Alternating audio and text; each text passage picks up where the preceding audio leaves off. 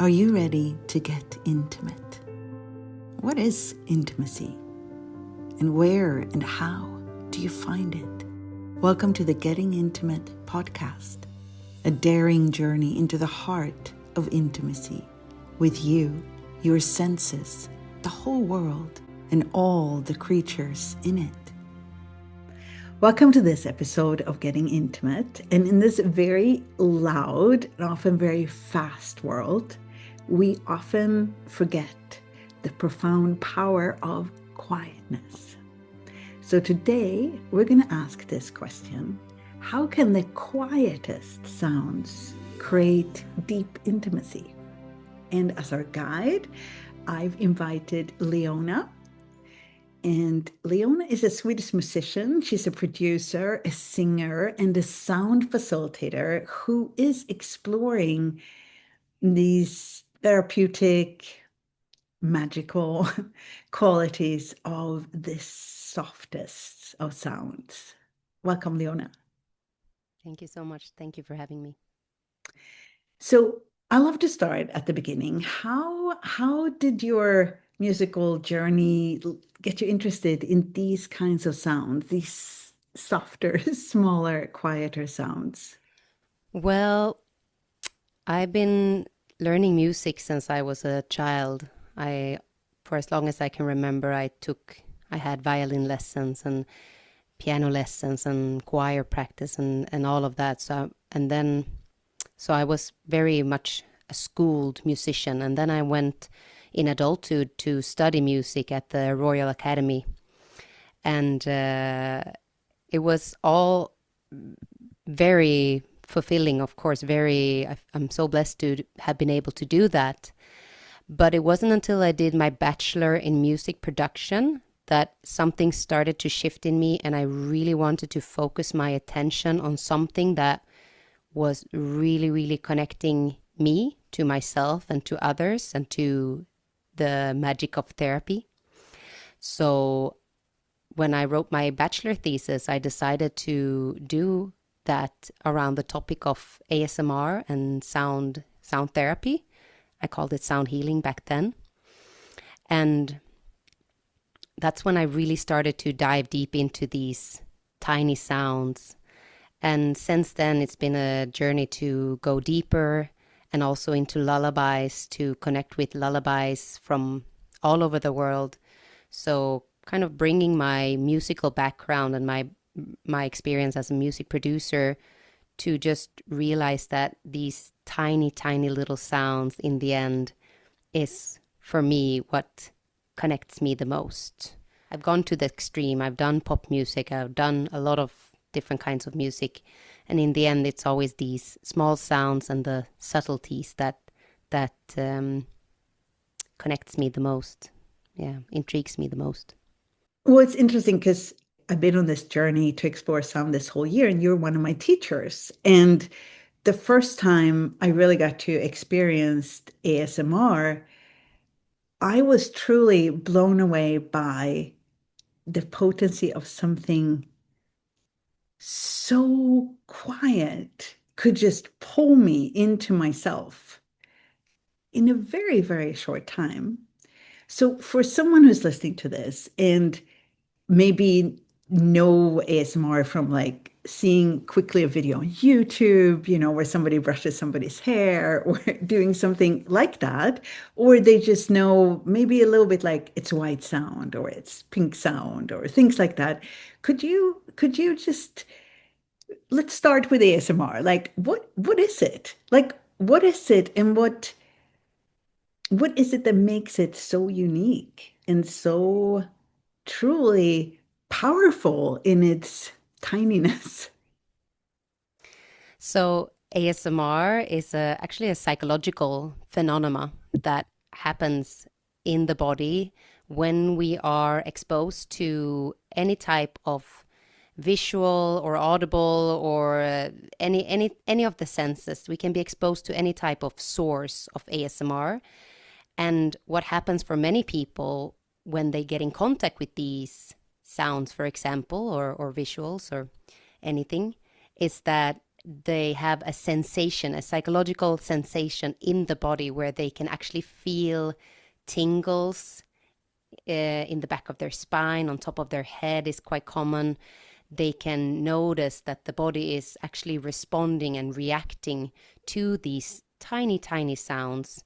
Because the beauty of the ASMR is, like you said, that it's a very subtle and a very delicate yet quite potent Mm. sound tool or visual tool, but I work mainly with the sounds. So it's quite a, even though the simpleness and the smallness of these sounds can have a very strong effect on the body and the sensations in the body. I mentioned tingles, but it's so individual. It can be Mm. so different depending on your nervous system or where you are at during the day, or also how you are actually connected to these sounds or the source of ASMR. It also has to do with what type of reaction your body gives, because that's also the beauty of ASMR, right? The sensation is very individual, Right. and also the connection to these sounds is very individual, because one sound can remind me of something, and the same sound can, for someone else, remind them of something else. Mm. So, for example, let's say we work with nature material, which is something I do a lot. I work with natural sounds, and the breaking of twigs, for example, is a classic Mm. one. For me, it gives me the feeling of being a scout when I was a child, and we sat around the campfire and we heard the crackling sound of the fire. But for someone else, I've heard that it sounds like bones are cracking and that it's just, too strong to listen to. So I think the beauty of these small yet potent tools is that they can appeal to you individually depending on where you come from and who you are, basically. So could you show a little bit of what it could be? What Sure. could one use? Yes, I have made a little, I've taken out my ASMR instrument here, and it's actually a tray of all kinds of different nature material that I gathered lately. Um, And all of these things are dry. I dry them for the sake of the sound, for them to last. So there's roses, there's um, dried mushrooms, black mushrooms, there's moss, there's pine cones, a little bit of everything. And yeah, let's listen to mhm. how ASMR sounds.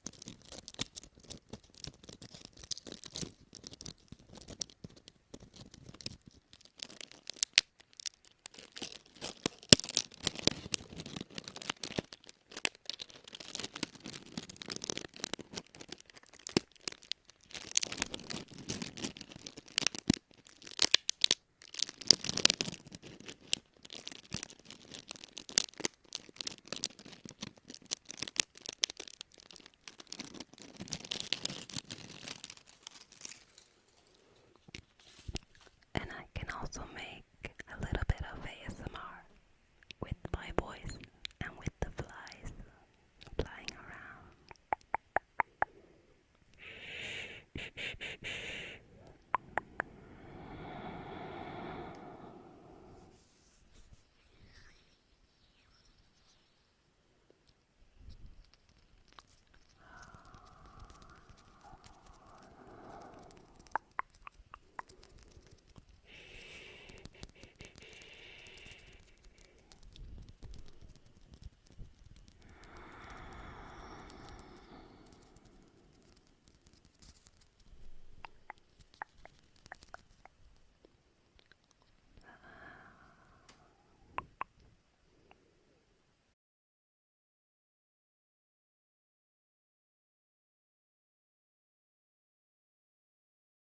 I will never forget during pandemic when I did a workshop and we had these spray bottles. It was a workshop in a yoga studio, and we had these spray bottles during COVID to spray down the yoga mats. Maybe it's still being used.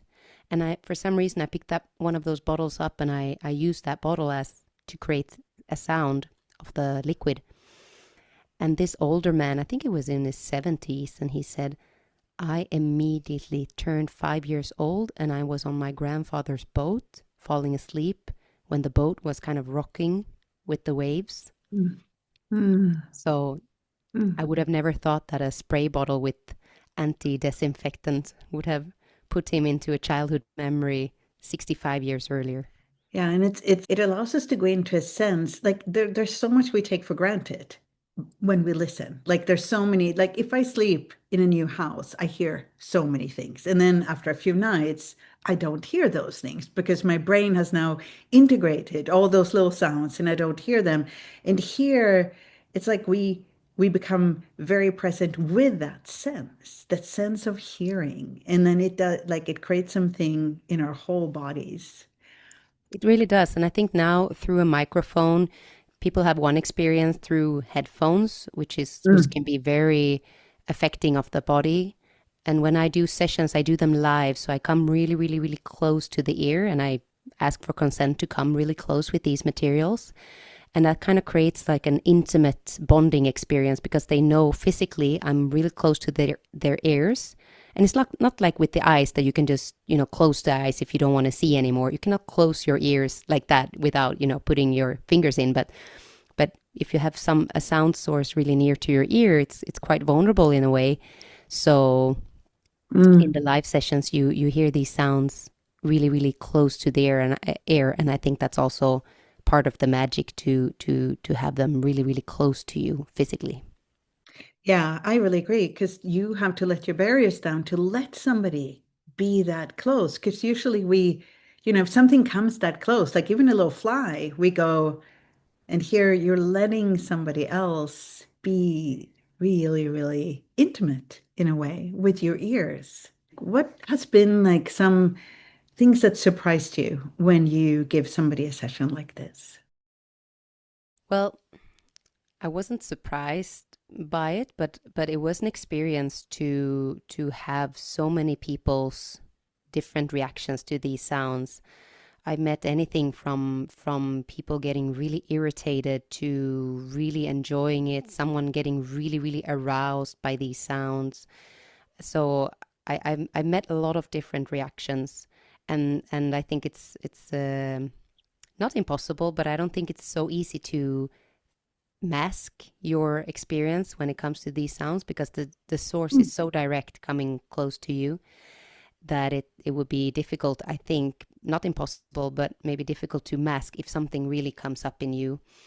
So yeah, I would say that I met a little bit of everything, and I also love how children react to these sounds and or older people, some people who have lost their parts of their hearing as we get older, autistic children who have perhaps a different perception of reality and Mm. noticing things, experiencing things differently through their senses. Yeah, it affects everyone differently. Before I started to learn more, I thought really that ASMR was mainly in a mic, that you kind of you needed headphones to really receive it, and you needed to have a mic there to um, enhance the sound of the tiny sound. So it's like I really looked at it like taking a tiny sound and making it bigger. And what I've noticed when we've been exploring is it isn't required to make it bigger because we have the capacity to hear the tiniest sound. So that the intimacy of that, what's that been like for you as a musician, as a singer, to like really start to notice the subtleties, I guess, of these frequencies? So I love frequencies. I love them all. Mm. And I spent many years diving into frequencies and how they affect the body and how they can be used as a therapeutic tool, as entertainment, as a, spiritual guide if you want. There's so many ways to work with them.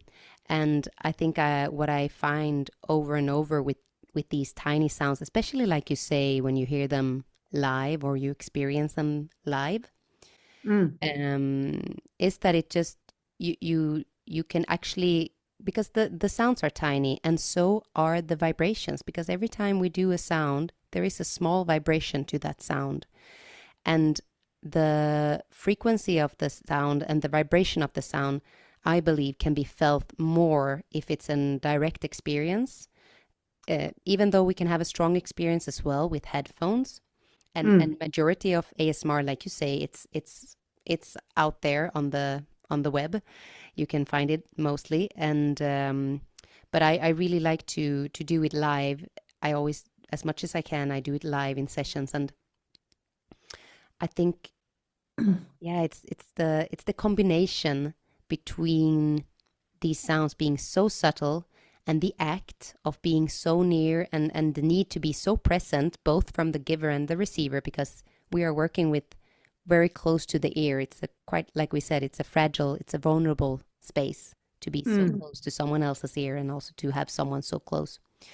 So I think it definitely has, it has the ability, this frequency has the ability to really tap into connecting with our nervous system, and all of these things that we can measure with ASMR: lowered blood pressure, lowered pulse, reduced stress, enhanced sleep.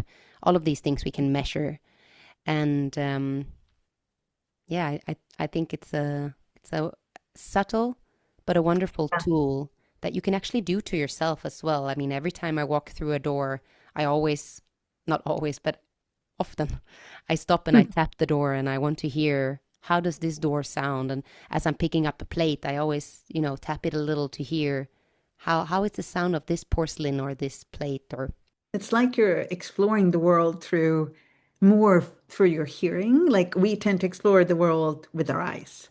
That's like our main, and maybe also touching things, picking things up. But it's like adding the sense hearing in a much more like continuous, consistent way. So that leads us into another thing we're going to talk about, which was humming, which is humming. And where we actually vibrate ourselves, like we vibrate our own system through the humming. So what is it? What does it create? And how do we hum? so humming is basically an out breath with sound.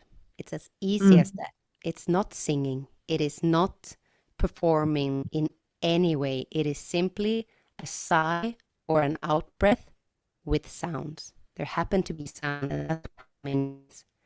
And it can be a very relaxing form of regulating your own nervous system. But it's also, when we do it, when we do hum, we do tap into each other's nervous system, and we do notice the effects of someone else sitting next to us humming, for example. It's an ancient tool, I would say, that is done by everybody who has vocal cords, and it's simply an out breath with sounds.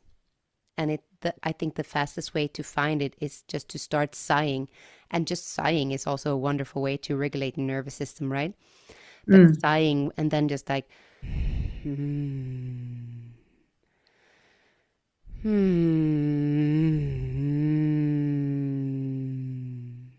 and it doesn't have to be a certain pitch, it doesn't have to be a certain sound, as long as it focuses on sighing or exhaling, not in a forceful way, but just like as when we sigh, like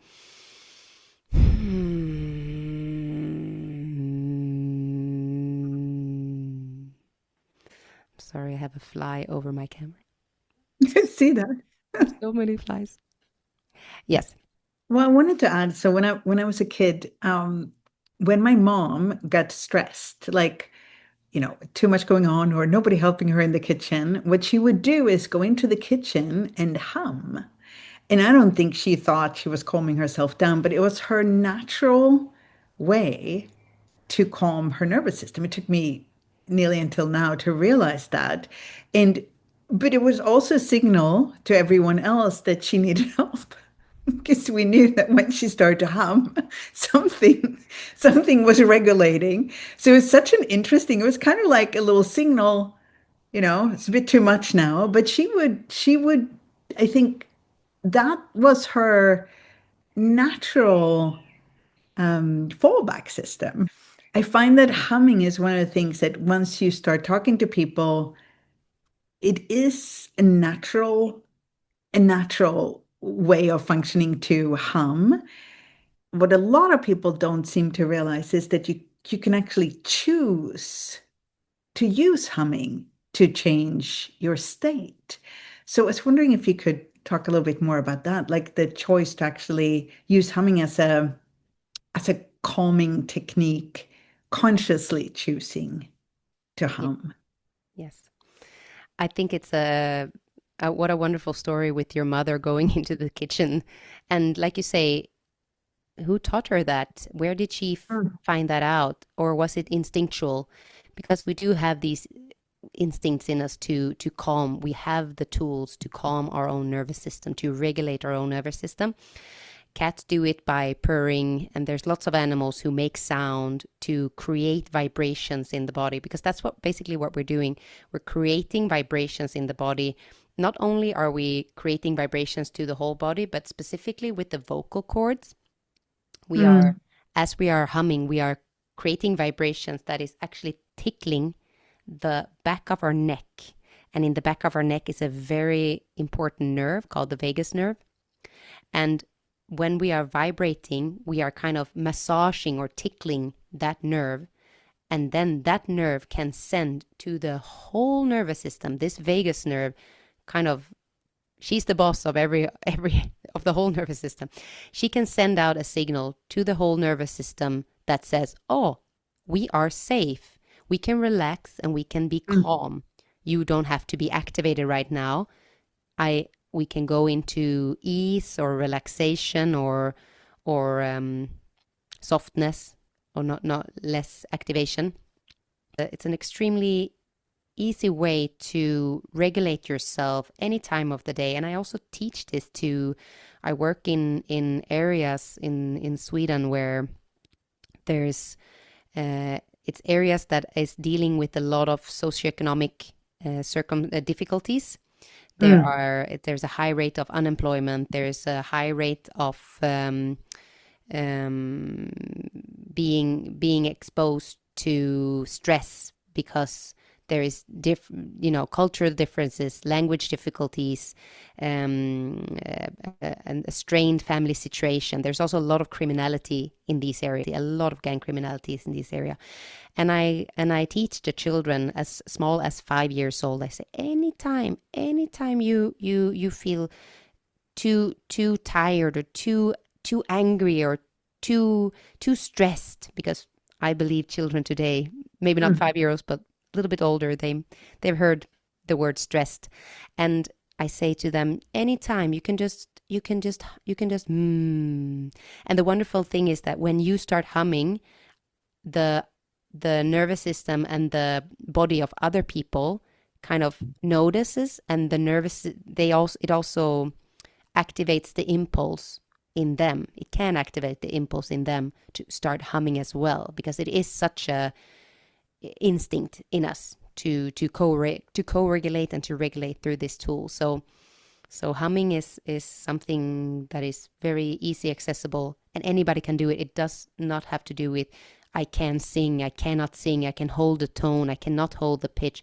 Doesn't matter. You can do it anyway, because it's not about the sound at all. It is about the vibrations. It's like an invisible sound because, it gets hidden in all the other sounds. And not only that, so it's like invisible, but it's contagious. So it also like seeps out to other people. So let's take us to lullabies then. I mean, we talked about ASMR, we talked about humming. So what are lullabies? What is lullabies for you? So lullabies for me is like you mentioned, it's a cultural heritage. I use it as a tool on myself, on others. It can also be an artistic expression, and it can also be a way to connect to something higher, something greater than ourselves, mainly because these lullabies, many of them, newer ones also included, they have a tendency to be quite repetitive, and the pattern of singing them is quite simple, straightforward, and the repetitiveness of them also affects our body, and creating a sense of safety, a sense of belonging. So the connection for me with lullabies is that I've been working with lullabies for many years. I use them myself, like I said, as a artistic expression, as a therapeutic tool, and a way to connect me to my ancestors, my lineage, or another lineage and other ancestors. So that's how I connect with lullabies, and I work with them, and I am using them in my sessions, in my workshops. I am currently recording an album with lullabies and soundscapes, and it's something I'm very, very, very passionate about. What is it that you're exploring on this album? So I am exploring. I both have found some really, really old Swedish lullabies that has or has not been sung for a very long time. And I also write new lullabies myself. And then I connect these lullabies to kind of soundscapes or sound journey where I go sometimes really to the deep, dark frequencies to create something really grounded, really feeling in the bottom, or something quite ethereal, something more like magical and space-wise, and gazing to the stars.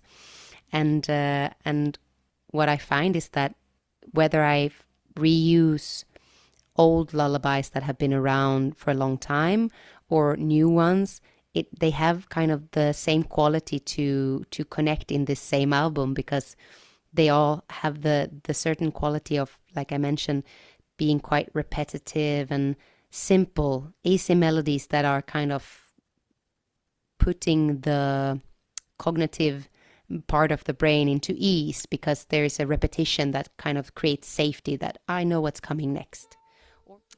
Okay, I'll sing a lullaby from Israel that I learned from my very good friend Elad in California.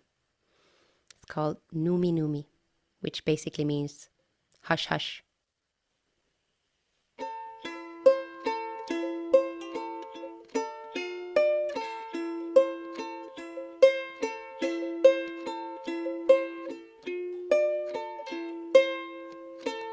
Numi Numi Yaldati, Numi Numi Numi Numi Tanati, Numi Numi Abba halach לעבודה, הלך אבא, ישוב עם צאתך לבנה, יביא לך מתנה. נומי נומי ילדתי, נומי נומי נומי נומי קטנתי, נומי נומי אבא הלך אל הכרמים, הלך אבא, ישוב ימצאך כוכבים, יביא לך תפוח. נומי, נומי, ילדתי, נומי, נומי, נומי, נומי, קטנתי, נומי, נומי, ני. Thank you. I love how that also showed so clearly how that repetition makes you relax. So what's the difference of singing yourself, singing a lullaby yourself to your child and putting it on to listen to from, your speakers? Like what does it create when we sing ourselves to our children? Well, the truth is that I believe in is that no recording can measure with the fact of singing live, and not because it would sound better or worse. It doesn't have to do with that. But by singing live, again, we are creating vibrations with our voice that is being felt by the receiver, and it's being received, these vibrations, these frequencies, and also the intention and perhaps the eye contact, the feeling of physical connection, feeling skin to skin, for example. And there's just no way that a recording can measure with that. But I believe that there's a lot of people who put it on, put a recording on because perhaps they are self-aware of how it would sound. But singing lullabies, it's so much about the intention as we are singing. It has so much to do with what intention we have to soothe, to help fall asleep, to care for, to whatever the intention is. But the intention is more important than how it sounds. And we used to honestly sing a lot more. We used to sing in our culture, in the mundane, in the everyday life in Sweden at least, and in many other cultures. We used to sing a lot more when we were milking the cows, when we were putting the baby to sleep, when we were sweeping the floor, men and women doing all kinds of mundane chores around everyday life. We used to sing to kind of make those chores go faster and to kind of, put a little bit of magic into the mundane things. So the truth is that I believe no recording can measure with the natural sound of a voice, and it really doesn't matter how that voice sounds because it's the intention and it's the vibrations, and the vibrations are there whether you sing in pitch or not, or if you know the melody, if you don't know the melody, if you forget the words, if you make up your own stuff. It doesn't matter because intention and vibrations and frequencies are there. That's how we can reach that therapeutic aspects of working with lullabies, or the healing aspects, or the connecting aspects of a lullaby. So I've heard you talk about bringing people together to resonate as one. So what does that mean? And how do we do that? How do we create oneness through sound or music? Well, the way I do it is that I meet with other people. Could be one person, could be many people, could be children, adults, sick people, pets, plants. And what happens when we start to hum, for example, or when we sing a lullaby, or even when we create these subtle sounds with ASMR, is that we do connect with each other because one nervous system connects with another nervous system. So we co-regulate the nervous systems. And we actually can start resonating as one. We can start deliberately or unconsciously. We can kind of, and this happens usually unconsciously by just, making sounds or singing together with other people. We can kind of tap into each other's vibration of the voice, the other person, or again, whatever it is, this their frequency and their expression and their vibration.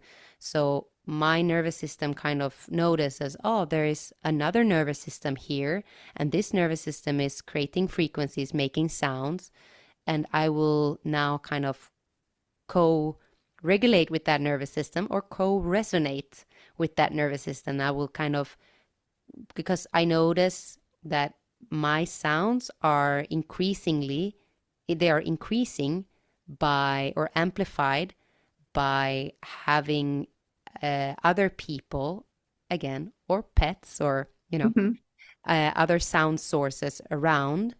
The frequency, the energy and the intensity of the vibrations are increasing, so we can kind of resonate with one. And my favorite part of resonating as one is that when you sing next to someone and you do it for a long time, perhaps like I do in these sessions, and in the end it's really hard to distinguish where does my voice stop and where does this other person's voice begin, or the other way, where is my voice ending and theirs starting, or which is my voice? Am I just hearing something that sounds like my voice, or is that person's voice? Or am I hearing that person's voice and I'm not, am I just, opening my mouth? Is there something coming out of me, of my mouth? Because, it's kind of, it's resonating as one. Yeah, both in the body and outward. It's so beautiful to me because it's such a different way to get intimate with other people you don't know. Maybe you don't know what they work with, you don't know how old they are, this, like, where all this chatter is not the way you get closer, but really through that co-resonating. It's beautiful. It's like such a beautiful word too, like co-resonating together. Thank you so much. It was a beautiful journey all the way through ASMR into co-resonating. So thank you so much. Thank you for having me. Thank you for this. This was really fun.